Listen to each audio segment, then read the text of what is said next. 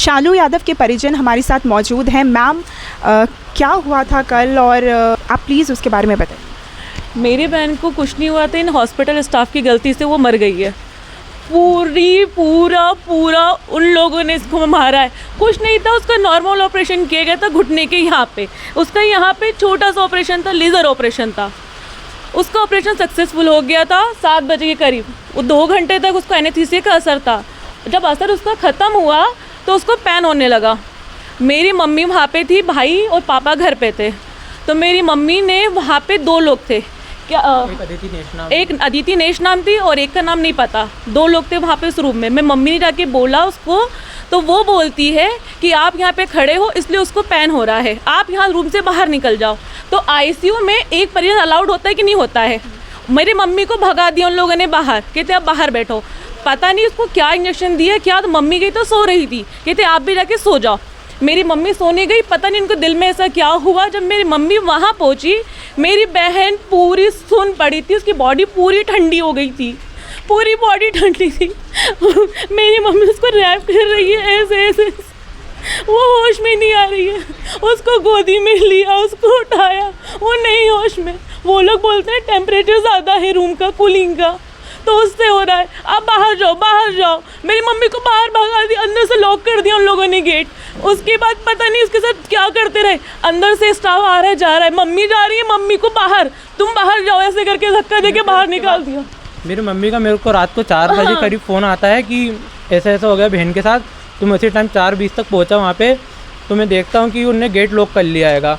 उसके बाद उस टाइम जो नर्सिंग स्टाफ था वो उनको CPR देने में लगा हुआ था। मैंने वहाँ देखा कहाँ से दिख रहा था।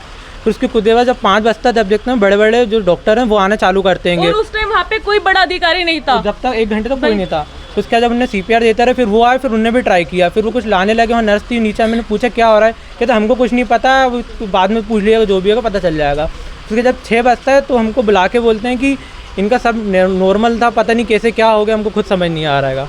उसके बाद से मैं आई, मैं वहाँ पे नहीं थी, मेरे भाई पापा थे।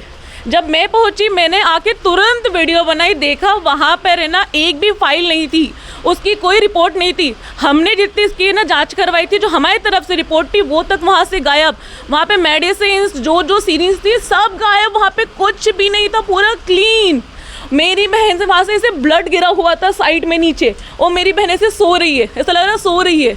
उसके ना पता नहीं उन्होंने क्या किया था, हाथ पैर भी नहीं हिले थे, लेग भी था प्रॉपर एकदम स्ट्रेट थे। जब मैंने जाके वहाँ पूछा तो कहते कि वो, मैंने नर्स को पूछा जिसने क्या किया है, कौन था स्टाफ, डॉक्टर बता, कोई कुछ नहीं दे रहा। मैं आपको वीडियो दिखाना चाहूँगी मेरे साथ इन लोगों ने क्या किया, पुलिस वालों ने भी। देखो मैं जब पहुँची थी ना वहाँ पे, ये देखिए मैं वहाँ पहुँची तो ये डॉक्टर था, ये कुछ नहीं बोल रहा है। मैंने फ़ाइल का पूछा, मेरी बहन की फ़ाइल कहाँ गई, वहाँ से इनने कोई रिस्पॉन्स नहीं दिया, चुपचाप बैठ के ऐसे पैर हिला रहे हैं। ये वो है। उसके बाद से एक डॉक्टर और है, रुको मैं आपको एक और डॉक्टर दिखाती हूँ। देखो ये देखो, ये वहाँ का बड़ा डॉक्टर है जिसने कॉल किया किसी को और इनसे बात करवाई। बोलता है कि ये लोग सर से बात करो करके उस साइड हट गए। पुलिस हमने बुलाई फर्स्ट, और वो लोग क्या बोलते हैं कि पुलिस हमने बुलाई है। ऐसा किया उन लोगों ने हमारे साथ। कोई सपोर्ट नहीं कर रहा है हमारा अभी। मेरे बहन को इंसाफ चाहिए बस, क्योंकि वो हॉस्पिटल में और भी केस हो चुके हैं। यूट्यूब पे हमने देखो, यूट्यूब से हमने वीडियोस निकाली है। ये देखिए यूट्यूब पे भी हमने कितनी वीडियोस देखी और इसका ना बहुत सर्चिंग करी हमने। ये देखो, ये देखो एक और केस हुआ है, ये देखो, ये देखिए एक और केस हुआ है यहाँ पे। जिंदल का एक और केस हो चुका है, एक और नहीं 3-4 केस हो चुके हैं। ऐसा ही में बहन अकेली नहीं है, और भी यहाँ पे डेथ हो चुकी है, पर किसी ने आवाज़ नहीं उठाई यहाँ पे।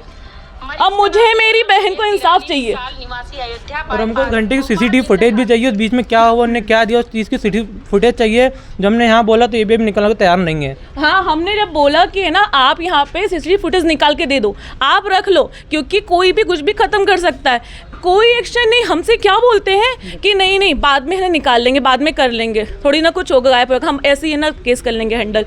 ये कोई बात थोड़ी ना होती है। आपको फुटेज निकालना है, नहीं तो वो तो गायब कर देंगे। और कोई स्टाफ कुछ नहीं बोल रहा है। मेरी बहन को मारा है जानबूझ के इन लोगों ने, पूरी रिपोर्टें गायब है, सब वीडियोस है मेरे पास। डॉक्टर्स कुछ ट्रेन नहीं थे। अगर जब डॉक्टर ट्रेन नहीं है तो उन्होंने हॉस्पिटल क्यों खोल के रखा है? जिस हिसाब से बाहर से डॉक्टर बुलाया गया चौराहे से, कि उस हिसाब से जब उसको रात को प्रॉब्लम के वापस क्या डॉक्टर उसी टाइम रात बाहर से बुलाया जाए। जब वो हॉस्पिटल नहीं चला सकते तो उन्होंने हॉस्पिटल क्यों खोला हैगा? क्या बिल्डर्स हॉस्पिटल चला सकते हैं? मेरी बहन को इंसाफ चाहिए क्योंकि उसको मारा गया है वहाँ पे अनट्रेन्ड डॉक्टरों ने।